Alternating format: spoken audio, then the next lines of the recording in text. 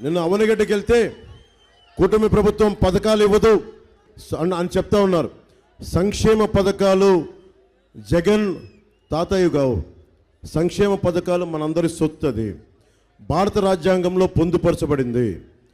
ఎవరన్నా సంక్షేమ పథకాలు వృద్ధాప్య పెన్షన్ స్టార్ట్ చేశారంటే ఇక్కడున్న అందరికీ, ముఖ్యంగా అనగాడిన దళిత సోదరులకు చెప్తా ఉన్నాను, ఈ పథకాన్ని ప్రారంభించింది వృద్ధాప్య పెన్షన్ దళిత ముఖ్యమంత్రి దామోదరం సంజయ్ గారు.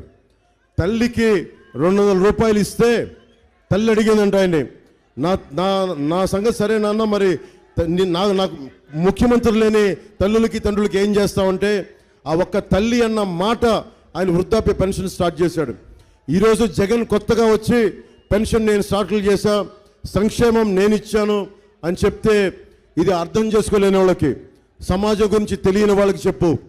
దామోదరం సంజయ్ గారిని గుండెల్లో పెట్టుకున్న వాళ్ళం మాలాంటి దగ్గర ఇలాంటి పిచ్చికాయ కథలు చెప్పక జగన్. ధర్మందే విజయం, పొత్తుదే గెలుపు, కూటమిదే పీఠం.